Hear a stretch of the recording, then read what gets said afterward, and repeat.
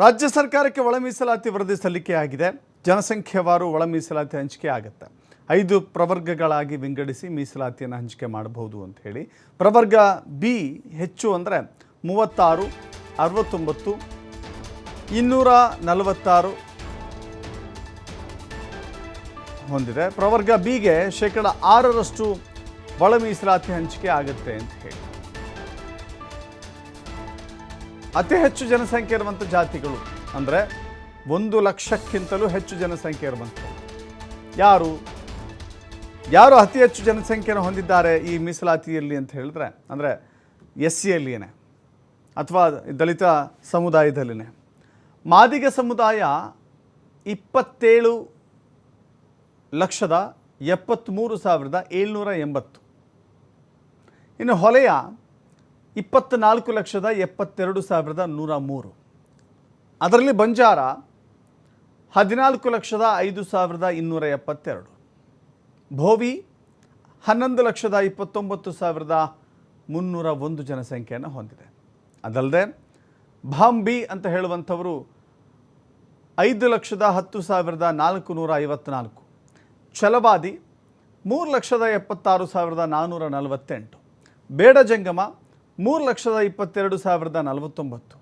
ಆದಿ ದ್ರಾವಿಡ 3,20,641.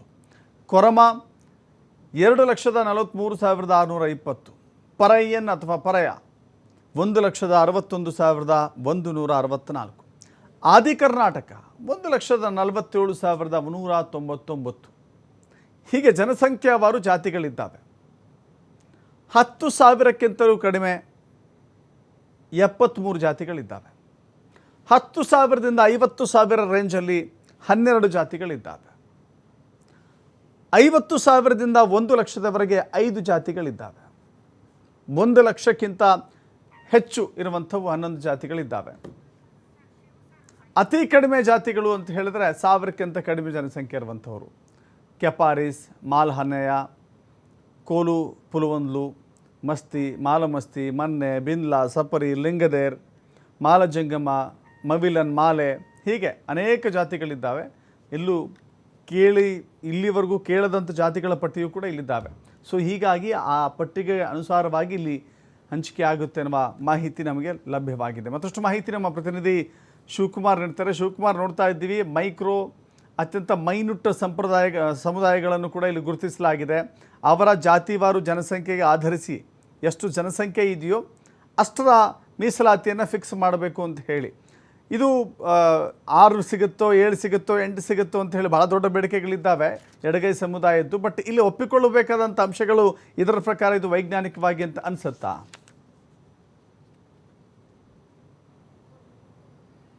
ದಶರಥ ನ್ಯಾಯಮೂರ್ತಿ ನಾಗಮೋಹನ್ ದಾಸ್ ಅವರು ಒಳ ಮೀಸಲಾತಿಗೆ ಸಂಬಂಧಪಟ್ಟಂತೆ ವೈಜ್ಞಾನಿಕವಾಗಿ ಸಮೀಕ್ಷೆಯನ್ನು ಮಾಡಿ ಸರ್ಕಾರಕ್ಕೆ ವರದಿಯನ್ನು ಸಲ್ಲಿಸಿದ್ರು. ಮೊನ್ನೆ ನಡೆದಂಥ ಕ್ಯಾಬಿನೆಟ್ ಸಭೆಯಲ್ಲಿ ಆ ವರದಿಯನ್ನು ಅಕ್ಸೆಪ್ಟ್ ಮಾಡಲಾಗಿದೆ. ಜೊತೆಗೆ ಅದನ್ನು ಜಾರಿ ಮಾಡೋದಕ್ಕೆ ಈಗ ಸರ್ಕಾರ ಕೂಡ ಮುಂದಾಗಿದೆ. ಸೊ ಒಳ ಮೀಸಲಾತಿಗೆ ಸಂಬಂಧಪಟ್ಟಂತೆ ಯಾಕೆಂದರೆ ಸುಮಾರು ದಲಿತ ಸಮುದಾಯದಲ್ಲೇ 101 ಜಾತಿ ಉಪಜಾತಿಗಳಿದೆ. ಕೆಲವು ಲೀಸ್ಟ್ಗೆ ಬರೆದಂತಹ ಕಮ್ಯುನಿಟಿಗಳು ಕೂಡ ಇದೆ. 4-5 ಸಾವಿರ ಇರುವಂತಹ ಸಮುದಾಯಗಳು ಕೂಡ ದಲಿತ ಸಮುದಾಯದಲ್ಲಿದೆ. ಇವತ್ತಿಗೂ ಕೂಡ ಆ ಸಮುದಾಯಗಳು ಮೇನ್ ಸ್ಟ್ರೀಮ್ಗೆ ಬಂದಿಲ್ಲ. ಸೊ ಅವರಿಗೂ ಕೂಡ ಈ ಮೀಸಲಾತಿಯ ಪ್ರಮಾಣ ಸಿಗಬೇಕು ಅನ್ನುವಂಥ ನಿಟ್ಟಿನಲ್ಲಿ ಶಿಫಾರಸುಗಳನ್ನು ಮಾಡಲಾಗಿದೆ. ಆ ಶಿಫಾರಸುಗಳ ಒಂದು ಲೀಸ್ಟು ನಮಗೆ ಈಗ ಲಭ್ಯ ಆಗಿರುವಂಥದ್ದು. ಇದರಲ್ಲಿ ದಲಿತ ಒಳ ಮೀಸಲಾತಿಗೆ ಸಂಬಂಧಪಟ್ಟಂತೆ ಸುಮಾರು 1,70,00,000 ಜನಸಂಖ್ಯೆ ಇಲ್ಲಿ ಇದೆ. 7 ಲಕ್ಷ ಜನಸಂಖ್ಯೆ ದಲಿತ ಸಮುದಾಯದಿದೆ. ಅದರಲ್ಲಿ ಸುಮಾರು 10,000, 15,000, 20,000, 2 ಲಕ್ಷ, 3 ಲಕ್ಷ ಹೀಗೆ ಒಂದೊಂದು ಉಪಪಂಗಡಗಳು ಇದೆ. ಯಾಕೆಂದರೆ 101 ಜಾತಿ ಉಪಜಾತಿಗಳು ಬರುತ್ತೆ. ಛಲವಾದಿ, ಆದಿ ದ್ರಾವಿಡ, ಆದಿ ಕರ್ನಾಟಕ, ಆದಿ ಆಂಧ್ರ, ಮಾದರ, ಮಲಯ, ಈ ರೀತಿಯಾಗಿ 101 ಉಪಜಾತಿಗಳು ಇರೋದ್ರಿಂದ ಅದೆಲ್ಲವನ್ನೂ ಕೂಡ ಸಮನಾಗಿ ಜನಸಂಖ್ಯೆಗೆ ಅನುಗುಣವಾಗಿ ಮೀಸಲಾತಿಯನ್ನು ಹಂಚಿಕೆ ಮಾಡಬೇಕಾಗತ್ತೆ. ಹಾಗಾಗಿ ನಾಗಮೋಹನ್ ದಾಸ್ ಅವರ ವರದಿಯಲ್ಲಿ ವಿಭಾಗವನ್ನು ಮಾಡಲಾಗಿದೆ.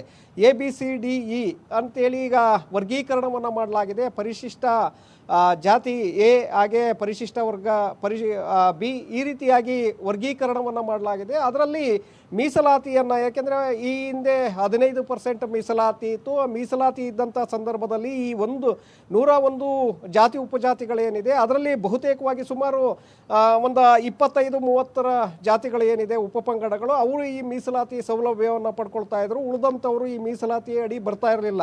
ಯಾಕೆಂದರೆ ಅವ್ರಿಗೆ ಆ ಮೀಸಲಾತಿ ಇದೆಯೋ ಇಲ್ವೋ ಅನ್ನುವಂಥದ್ದೇ ಗೊತ್ತಿರಲಿಲ್ಲ, ಲೀಸ್ಟ್ ಆಗಿರಲಿಲ್ಲ ಬಹಳಷ್ಟು ಸಮುದಾಯಗಳು.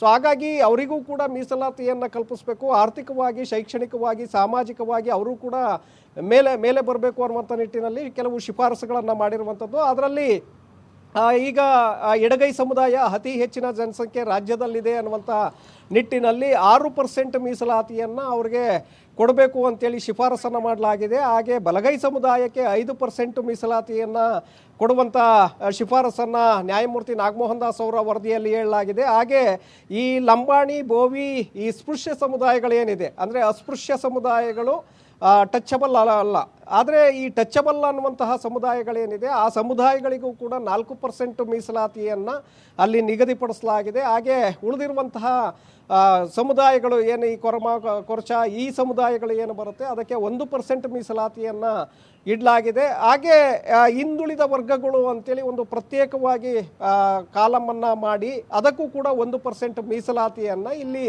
ಹಂಚಿಕೆ ಮಾಡಲಾಗಿದೆ. ಮೊನ್ನೆ ನಡೆದಂಥ ಕ್ಯಾಬಿನೆಟ್ ಸಭೆಯಲ್ಲಿ ವರದಿಯನ್ನು ಒಪ್ಕೊಳ್ಳಲಾಗಿದೆ.